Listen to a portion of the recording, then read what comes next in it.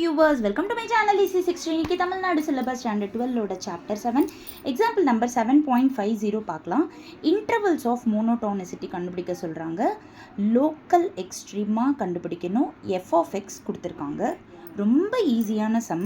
இவ்வளோ தான் சம்மே உங்களுக்கு இவ்வளோ தான், ரொம்ப ஈஸி. எஃப் ஆஃப் எக்ஸ் கொடுத்துருக்காங்களா, ஆனால் இதை வந்து எக்ஸ் மைனஸ் 2 த ஹோல் ஸ்கொயரில் எழுதலாம். இது இப்படி பண்ணணும்னு அவசியம் கிடையாது. இல்லைன்னா கூட நீங்கள் டைரெக்டாக கூட பண்ணலாம். இப்போ நீங்கள் எஃப் ஆஃப் எக்ஸை இப்படியே வச்சுக்கணும்னு நினச்சிங்கன்னா பரவாயில்ல, வச்சுக்கோங்க. இப்போ நீங்கள் f dash of x that is differentiate பண்ணுறப்போ எக்ஸ் ஸ்கொயரை டிஃப்ரென்ஷியேட் பண்ணிங்கன்னா 2x மைனஸ் 4xை டிஃப்ரென்ஷியேட் பண்ணால் -4. இப்போ இதை நீங்கள் அப்படியே ஈக்குவல் டு 0 போடுறப்போ 2x ஈக்குவல் டு 4 வரும். அப்போ எக்ஸ் இஸ் ஈக்குவல் டு 2 வந்துடும். அவ்வளோதான். ரெண்டுமே ஒரே போல தான் கிடச்சிருக்கு, பார்த்தீங்களா? ஸோ இப்படி தான் போடணுன்னு அவசியம் கிடையாது, எப்படி வேணும்னாலும் போடலாம். இப்போது எஃப் டேஷ் ஆஃப் எக்ஸை 0ன்னு போட்டிங்கன்னா எக்ஸுக்கு 2ன்னு கிடச்சிரும். ஸோ மைனஸ் இன்ஃபினிட்டிலேருந்து இன்ஃபினிட்டிக்குள்ளே இங்கே 2வை நீங்கள் வந்து அசைன் பண்ணிட்டீங்க அப்படின்னா மைனஸ் இன்ஃபினிட்டிலேருந்து 2 வரைக்கும் ஒரு இன்டர்வல், 2லேருந்து இன்ஃபினிட்டி வரைக்கும் ஒரு இன்டர்வல். இப்போ நம்ம என்ன பண்ண போகிறோம்னா எஃப் டேஷ் ஆஃப் எக்ஸோட சைனை வந்து செக் பண்ண போகிறோம்.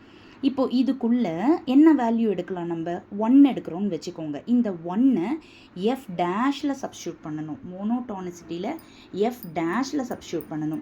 எஃப் டேஷில் சப்ஸ்டியூட் பண்ணுறப்போ உங்களுக்கு என்ன வரப்போகுது? நெகட்டிவ்னு வரப்போகுது. அப்போது இது ஸ்ட்ரிக்ட்லி டிக்ரீசிங். அடுத்தது 2, இன்ஃபினிட்டி. இதில் என்ன வேல்யூ? 3 எடுத்துக்கோங்க. 3ன்னு எடுத்திங்கன்னா எஃப் டேஷில் சப்ஸ்டியூட் பண்ணுறப்போ பாசிட்டிவாக கிடைக்கிது. அப்போது இது ஸ்ட்ரிக்ட்லி இன்க்ரீசிங். அவ்வளோதான். மோனோடானிசிட்டியோட ரூல்ஸ் என்னென்னா, டிஃப்ரென்ஷியேட் பண்ணணும், எஃப் டேஷ் ஆஃப் எக்ஸை 0ன்னு போடணும், எக்ஸுக்கு ஒரு வேல்யூ கிடைக்கும், மைனஸ் இன்ஃபினிட்டிலேருந்து இன்ஃபினிட்டிக்குள்ளே நம்பர் லைனில் எழுதணும். எழுதிட்டு அந்த இன்டர்வல்குள்ளேருந்து ஒரு வேல்யூவை எடுத்து எஃப் டேஷ் ஆஃப் எக்ஸில் சப்ஸ்டியூட் பண்ணணும்.